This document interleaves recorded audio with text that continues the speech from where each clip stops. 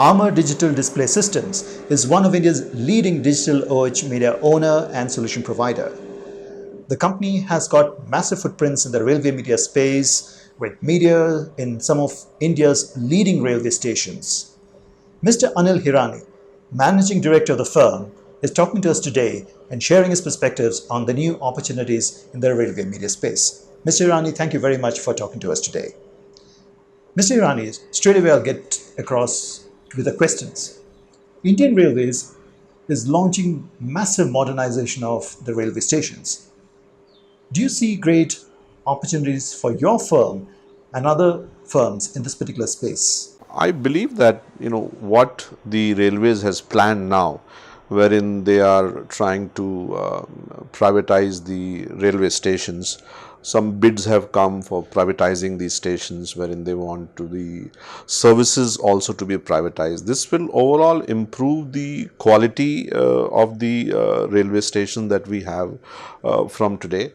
And once it improves the quality, naturally for the media owners like us, it creates a very good landscape wherein our media starts looking much better. The way you look at a digital screen or a hoarding inside the airport. Today the railway platforms and concourses are very cluttered. But if the privatization does come through, I foresee that it will be a very big revolution in the whole media industry, wherein I feel that the railway stations will be the future airports. The number of eyeballs is very huge. Per day basis, and the travel is increasing. So I personally feel it will be good for the industry. Today, as you step up your investments in the railway media space, are you really seeing a commensurate interest in the advertising brands? Yeah, there is, because in digital media, the biggest advantage is you can measure. That there are ways and means, and today all the advertisers wants to see is what is the return on their investment. Once they have invested in their advertisement space, they want to see what kind of returns have they come, and it's very easy to tie that back if you have a digital media.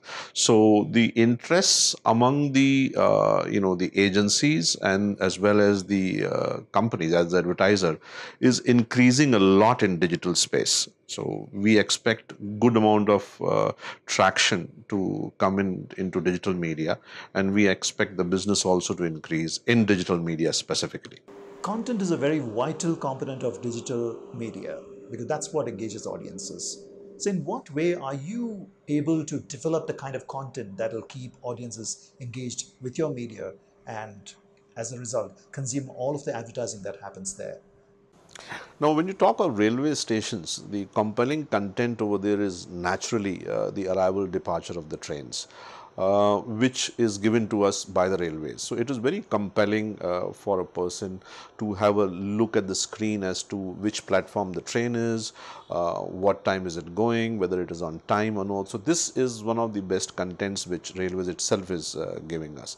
In addition, we also do buy filler contents, wherein along with the railway content, we also show sometimes Bollywood content, sometimes some news content, breaking news content.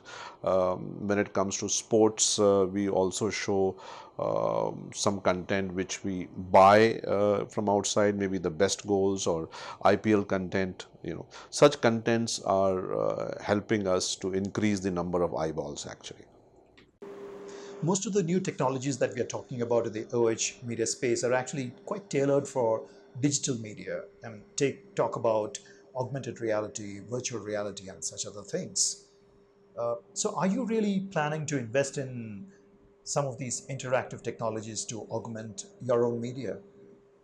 Oh, absolutely, yes. As we move along and these railway stations get approved, the AR and VR will really increase at the railway stations, because the dwell time at the railway stations is very high. 45 minutes on an average, 30 minutes to 45 minutes people go there and hang out at the railway station. And if a good environment is created, with good food courts, good toilet facilities which are neat and clean. I expect people to hang out there for long, and some people who are in transit, who are changing trains, and they just hang out at these platforms and the concourse halls. They are there for a few hours. So they are very good targets for AR and VR, because if such engagements are there at the stations, it will increase the eyeballs, and at the same time for the advertiser, that is what he is looking for. Are you planning any major expansion in the railway media space, such as looking at in-train infotainment or in-train branding and such other things? There is a bid which is already going on, which we are calling it as a content on demand, which the railways are working on it.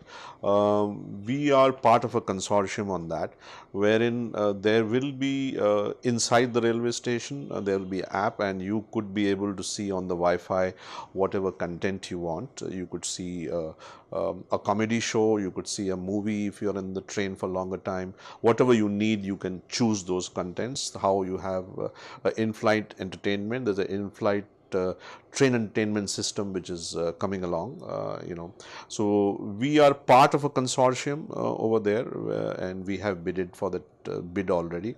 There will be another content on demand, wherein it will be moment you enter a station, there will be Wi-Fi, you will be able to see content if you want to see content on your mobile phone.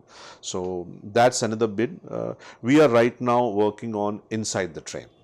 What are really the policy changes that you'd like to see in the railway media space for you and companies such as yours to be able to do business better?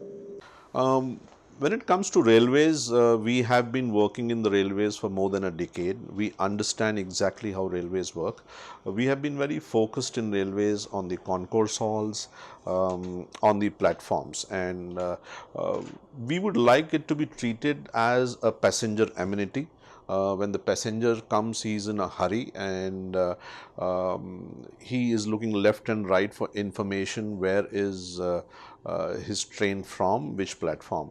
And when he is looking around, if there are enough digital screens in which this information is displayed, that makes the life of this passenger easy. So it should be considered as a passenger amenity, and there should be some urgency on the railways part to allow people like us to install these screens all over the country.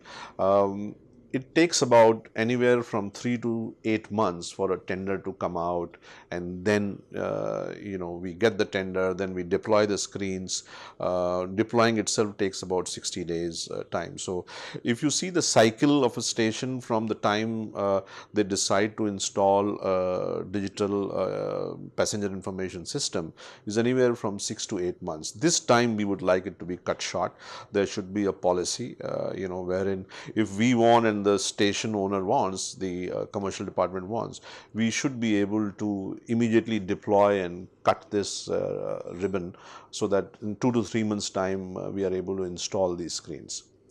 So I would like it to become more open, wherein people like us should, because after all, the whole cost is ours. We are installing the screens at our cost. We are paying the electricity at our cost. We are paying railways a license fees, which is per annum. One of the things which we have done is also the announcement system is outsourced to us. So even the railways staff, they have reduced. So there is a good saving from a railways perspective. They even have less staff because of us. There are no more announcers there at the train station. Even the quality of announcement has improved. Otherwise, if you go to few stations, you're not able to understand what the announcements are.